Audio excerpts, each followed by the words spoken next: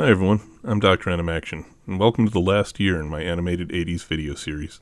It's been quite the journey, but we finally made it to the finish line. We'll knock this one out, and then next week I'll do a recap and summary of the decade, followed by my ranking of the years therein. Before we get started with this week's video, I want to make a quick correction to the Top 10 Mounts video, as I had Mario on the mind and put Yoshi, who was from 1991's Super Mario World series, on an 80s list. My bad, but once you've got Captain Lou Albano doing the Mario stuck in your head, there's no getting it out. Also, a quick special thanks to subscriber JRR2480, who made the original recommendation for the list. Over on my Patreon, I've posted my ongoing list of all of the top 10 topics I've come up with, so if you want to look at those or a second list of all my video types that I'm planning, you can see them over there. They're public, so no need to be a patron just to look. As always, if you love all things animation, make sure to like and subscribe, as those really do help a ton with getting the channel some attention. And check my Instagram, where my tune of the week is Mighty Orbots. But now, on with the show.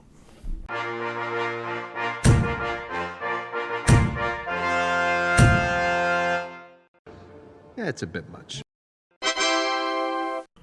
So 1988 was mostly about going bigger, with series that were released targeting a wider age range than those in previous years with the rise of preschool programming, and the expansion into more adaptations of R-rated movies potentially looking to either hook an older audience or retaining the one from earlier years. We also continued the decade's tendency to bring back classic shows and characters, with several returning that year. And finally, as a significant shift in 1988, we got a return of more true animated comedies with very little plot and story that's replaced with slapstick. I'm not saying that's good or bad, but it definitely started something.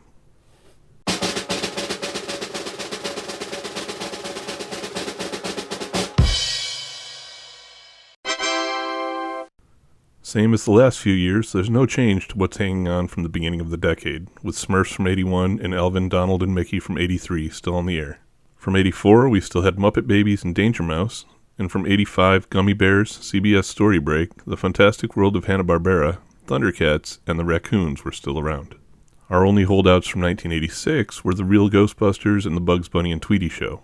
87 was still represented by Alf the Animated Series, DuckTales, TMNT, and The Woody Woodpecker Show. And finally, 1988 had the most survivors this year, with Alf Tales, Count Duckula, Fantastic Max, Garfield and Friends, The New Adventures of Winnie the Pooh, Police Academy, A Pup Named Scooby-Doo, David the Gnome, Dr. Snuggles, and This Is America Charlie Brown. Except for a scant few, I didn't see a lot of action on that list, so let's see what we lost here. Well, focusing on action-oriented series, this year we lost The Mysterious Cities of Gold from 1986 and both of our 1987 space westerns with Brave Star and Saber Rider.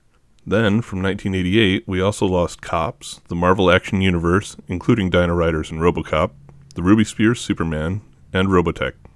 Again. That made for not a lot of action left going into the end of the decade. Did we get anything new to take its place, though? Let's take a look at the 1989 lineup. This year we got a disappointingly light 15 new releases, and it was kind of a mixed bag. Honestly, it feels like we got one or two of everything that I've highlighted throughout the rest of the decade, and things are differentiated enough that I'm not even really able to adequately group a lot of them. I'll do my best to present them in a way that makes some sense and has some analytical interest, though, so let's go ahead and dive right in. Alright, so in the last few videos I've started this part with classic characters up toward the front, so that's what I'll do this year too. Though it's a pretty light list. HBO got a show starring a character from 1931, and Hanna-Barbera released a new series with a character from 1958 into syndication. Babar ran for 65 episodes over the course of 5 seasons on Home Box Office Network, which is what we called HBO back in the olden days. It's the story of an elephant raised in the city who grows up to have human mannerisms and returns with them to the forest. It's told from the perspective of an older main character sharing the exploits of his youth with his children. This year also saw Hanna-Barbera Productions release Paddington Bear. This was the character's second animated series, with the first airing on the UK's BBC One from 1976 to 1980. The series followed the adventures of a meticulously polite Peruvian bear in his small London neighborhood. Both shows skewed a bit younger, but Paddington was notable for having the always awesome Tim Curry as the voice of the mean neighbor named, appropriately enough, Mr. Curry. There were also a couple of series this year that focused on characters from the much more recent past, specifically from within the same decade. The California Raisins were a marketing campaign designed for Sun-Maid raisins in 1986 that became unexplainably popular. So popular, in fact, that they got their own 13-episode animated series this year on CBS. It follows a musical group comprised of the eponymous Raisins as they tour around a world populated with anthropomorphic vegetables. Ironically, it featured the voice actor for TMNT's Rocksteady voicing a character named Bebop, so that's pretty cool. Otherwise, it was the illogical conclusion of the 80s concept of being able to make anything into an animated series. The other comeback from earlier in the decade came in the form of The Further Adventures of Super Ted. This one also came from Hanna-Barbera and aired on the Disney Channel for 36 episodes. It took the characters and premise from the original Super Ted, which was a Welsh series that aired in the UK from 1982 to 1986 and, as the name implies, continued their adventures as a superpowered teddy bear and friends. Oh yeah, and another series from earlier in the decade made a comeback this year that I should probably mention.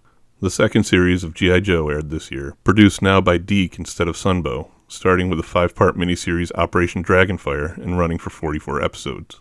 This version had all new voice actors for the returning characters, except for Snake Eyes, who was still voiced by the original, and focused on the newer characters and equipment from the 1989 toy line and newer. And the title card may still say a real American hero, but the theme song lets us all know very clearly that this version of G.I. Joe has become a true international hero.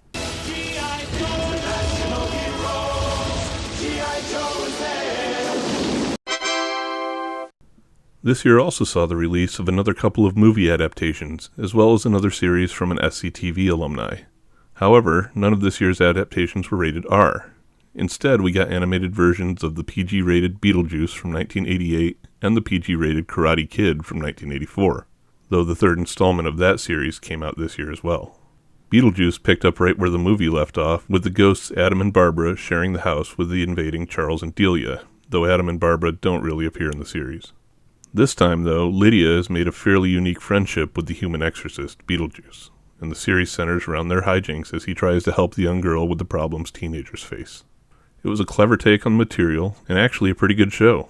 Also, it had Tim Burton as an executive producer and ran for a pretty huge 94 episodes. Likewise, the Karate Kid animated series keeps Daniel-san and Mr. Miyagi as the main characters. In this series, though, they're on an adventure to reclaim a small magical shrine that was stolen from its home in Okinawa. They're also joined by a new partner in the form of the Okinawan karate practitioner Tamurai. This series was pretty great too, because even though Pat Morita didn't voice Mr. Miyagi, he did do narration at the beginning of each episode from his character's perspective. Unfortunately, it only lasted for a grand total of 13 episodes. The last series to highlight here stars the irreplaceable 80s icon John Candy. Camp Candy was a weird show in which John played himself, but as the owner/head counselor of a summer camp. It usually dealt with him telling camp stories to groups of kids after failing to teach them an outdoor skill, and the stories often centered on ecological messages and John's attempts to keep the camp from failing. This was another weird one, but it was John Candy weird, so that means it was great. We also got 2 cartoons this year featuring the properties and characters from a small Japanese toy company that had thrown its hat into the video game ring a few years earlier. Nintendo joined the animation scene with one show based on its flagship character and a second that was a team series featuring several characters from its lesser series. Let's first talk about a show I mentioned in my opening apology, the Super Mario Super Show. This show followed the antics of the brothers Mario as they fought Koopa, saved Peach, and protected the Mushroom Kingdom. The animated sections were broken up by live-action pieces starring Danny Wells as Luigi and the absolutely awesome professional wrestler Captain Lou Albano as his brother Mario, who also voiced their animated versions. The show also featured the first animated version of The Legend of Zelda, running one episode of that series each week. It also featured a special guest star in each episode, most of the episodes, including some 80s greats like Ernie Hudson, Cyndi Lauper, Sergeant Slaughter, Magic Johnson, Rowdy Roddy Piper, and even Elvira, Mistress of the Dark. Try to watch the intro without having the urge to do the Mario for the next several days.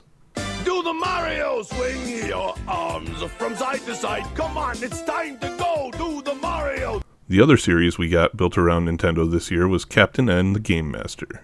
This show was the story of a teenager named Kevin and his dog Duke, who were zapped into the TV while playing Nintendo to end up in Videoland as part of the prophecy to become the heroic Captain N. Equipped with a light gun and a gamepad that gave him special powers like double jumps and time manipulation, Captain N was joined by a stable of Nintendo characters helping to put a stop to the evil Mother Brain. Characters like Simon Belmont from Castlevania, Mega Man, and Pip from Kid Icarus joined his struggle against Mother Brain and her henchmen, King Hippo, Eggplant Wizard, and Dr. Wily. It also gave Nintendo an opportunity to have guest appearances by several of their other characters throughout the show's 34 episodes, including the full cast of the aforementioned Zelda cartoon.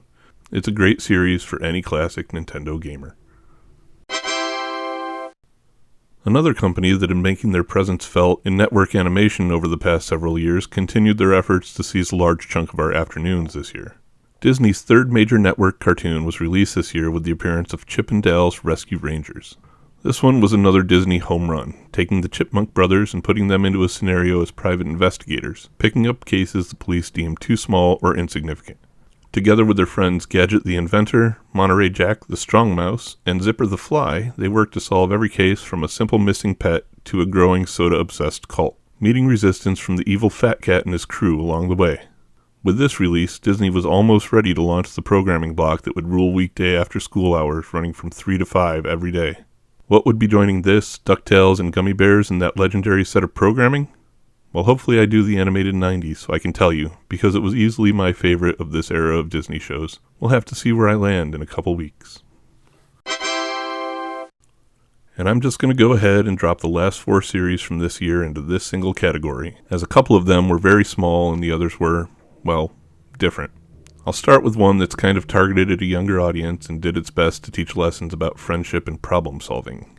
Dink, the Little Dinosaur, was a Saturday morning series that ran for 21 episodes on CBS and focused on the title character and his dino friends as they dealt with hardships and challenges in their daily lives. It had some notable voice talent in the forms of Nancy Cartwright and Frank Welker, but I never really watched this one, so I don't know much more about it. That holds true for the next series in this section also, Rude Dog and the Dweebs.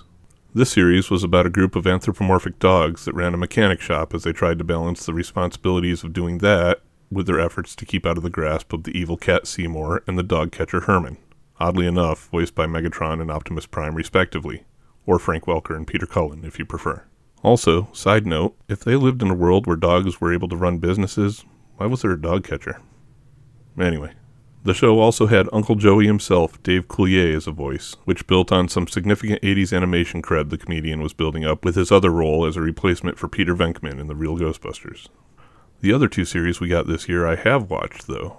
Vitor the Starfire Champion is a weird kind of sword and sorcery show about a young hero named Vitor who uses an enchanted shield and glaive, like fellow awesome 80s hero Krull, to battle an evil warlord who's trying to conquer the world. The series took the He-Man approach of combining magic and technology with a world in the clouds populated by a technologically advanced people, and from whom a princess emerges to join Vitor in his battle. It was kind of a cool show with a lot of new and interesting ideas, but it was apparently expensive to produce and didn't have a toy line, so it only lasted for 4 episodes. And the last show from this year, and the decade as a whole, didn't do much better with only 5 episodes. Ring Raiders was based on a toy line of miniature planes and jets attached to plastic rings. Each of the vehicles in the toy line was adapted into the animated series and fleshed out with its own specific pilot character. The show really kind of fit everything into those 5 episodes, though, expanding on the toy line by introducing a power that the animated characters could use to transform their planes into more combat-ready forms using their power rings. It also incorporated elements like time travel and personal grudges between the characters. Most importantly, though, it had the single best episode addressing sexism of any cartoon from the entire decade, with the Jenny Gal-centric "the best man for the job is a woman." The animation left a little to be desired, and the character designs weren't the most appealing, but this was an awesome show with a lot to offer. It's pretty close to Lost at this point, but you can find the 5 episodes here on YouTube, and I definitely recommend that you do. As one last little piece that probably deserves a mention here, there's one other cartoon that slipped under the decade finish line. Barely. A little show that you may have heard of called The Simpsons. That's right. The longest-running, most highly awarded show in television history premiered this year as well. Even though it ran as segments of The Tracy Ullman Show starting in 1987, the ongoing standalone Simpsons first aired this year on December 17th.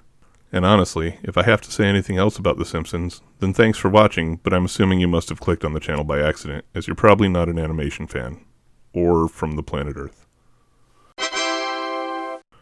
So as is my norm, let's take a minute to talk about where all of these series can be watched as of July 2023.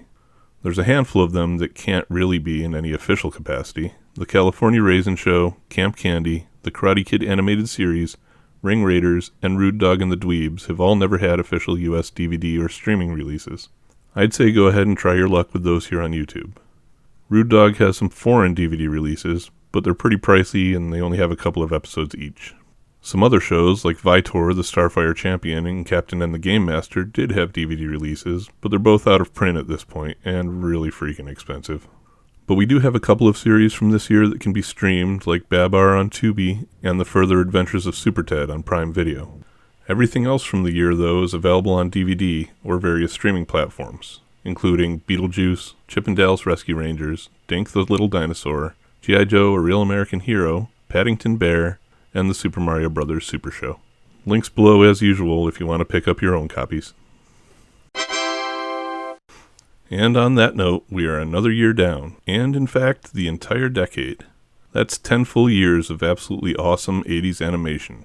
I can't tell you all how much I truly appreciate all the support this series has gotten and the great conversations I've had in the comments, not to mention all the positive feedback. That's really what inspires me to keep going making these videos and keep trying to grow this community.